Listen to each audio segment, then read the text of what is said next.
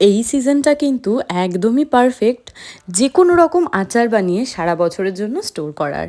তো আজকে আমি বানাবো একটা মিক্সড আচার, যেটার মধ্যে থাকবে গাজর, কাঁচা আম, পাতিলেবু, কাঁচা লঙ্কা আর আদা। তো এই আচারটার তেলটা দিয়ে কিন্তু মুড়ি মাখা খেতে দারুণ লাগে, যেমন আম তেল দিয়ে ভালো লাগে, এই মিক্সড আচারের তেলটা দিয়েও ভালো লাগে। তো বলেই দিলাম এখানে আমি কী কী নিয়েছি। তো এইভাবে লেবুটাকে আমি মাঝখান থেকে কেটে 4 টুকরো করে নিচ্ছি। যারা যারা আমার মতন আচার লাভার আছো, তাদের জন্য আচার কিন্তু একটা ইমোশন, ভালোবাসা সব কিছুই। তো আমার আমের আচার খেতে সবথেকে বেশি ভালো লাগে, তারপর চালতার আচার, তারপরে মিক্সড আচার, আম তেল, এগুলো তো রইলই।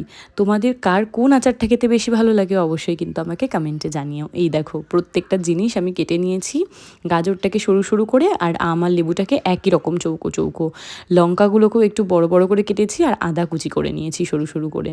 তো চলো এবার আচারটা বানানো যাক। বানাতে কিন্তু একদমই বেশি টাইম লাগে না।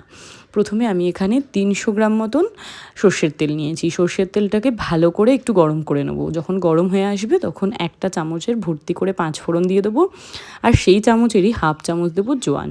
এতে কোনো রকম অম্বল হবে না আচারটা খাওয়ার পরেও। খুব ভালো করে গরম করে এবার ঠান্ডা হতে দেবো। ততক্ষণে চলো ভাজা মশলাটা তৈরি করি। এখানে আমি খালি কড়াই নিয়ে নিয়েছি সাদা জিরে, গোটা ধনে, গোটা মৌরি, তার সাথে নিয়েছি আমি একটু কালো সর্ষে, আর যতটা কালো সর্ষে নিয়েছি ততটাই এখানে সাদা সর্ষে নিয়েছি বা হলুদ সর্ষে যেটাই বলো, ততটা পরিমাণ মেথি নিয়েছি। আর যে যেমন ঝাল পছন্দ করো সেই অনুযায়ী দেবে। মনে রাখবে এখানে কিন্তু কাঁচা লঙ্কা অনেকটা পরিমাণে ব্যবহার করা হয়েছে। তারপর বিট নুন দিয়ে কালি কড়ায় মশলাটাকে সব নাড়াচাড়া করে নিয়ে এই যে গুঁড়ো করে নিয়েছি, এখানে ভাজা মশলা আমাদের একেবারে রেডি। এইবার বাটির মধ্যে এক এক করে যা যা কেটে রেখেছিলাম সেই সবজিগুলো দিয়ে দেবো। লঙ্কা, আদা, লেবু, আম, গাজর, এই বাটিটার মধ্যে আমি সব মিক্সড করব আচারটা বানানোর জন্যে। যেই কড়াইটায় তেল গরম করেছিলে সেই কড়াইটায় তেল ঠান্ডা হয়ে যাওয়ার পরও তোমরা একেবারে সেই পাত্রেই করে নিতে পারো। তো এখানে এবার প্রথমে দিচ্ছি বিট নুন। মনে রাখবে মশলা তৈরি করার সময় নুন দিয়েছিলাম, তাই নুনের পরিমাণটা এক্ষেত্রে বুঝে দিতে হবে। আর এখানে দেবো 1 চামচ চিনি, আর 2 চামচ ভর্তি ভর্তি করে সেই ভাজা জিরের মানে ভাজা মশলার গুঁড়ো, যে মশলাটা করেছিলাম।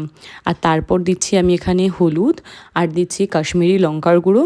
আর আচারটা খুব ভালো থাকার জন্য আমি এখানে একটু ভিনিগার দিচ্ছি। ভিনিগারটা অপশনাল, কারণ লেবু পড়েছে, আচারটা এমনিই ভালো থাকবে। আর তারপর তেলটাকে ঠান্ডা করে নিয়েছিলাম না, সেই তেলটা 5 ফোড়ন, তারপর জোয়ান সব সময় দিয়ে দিলাম। দিয়ে আর কিচ্ছু না, জাস্ট খুব ভালো করে মিশিয়ে নেবো সব কিছু। তারপরে একটা কাচের বয়ামের মধ্যে ট্রান্সফার করে দেবো। আর এখানে তেলটা অল্প মনে হলেও যখন রোদে দিতে দিতে আচারটা একদম মজে আসবে সব কিছু, তখন কিন্তু তেলটা উপর দিকে উঠে আসবে।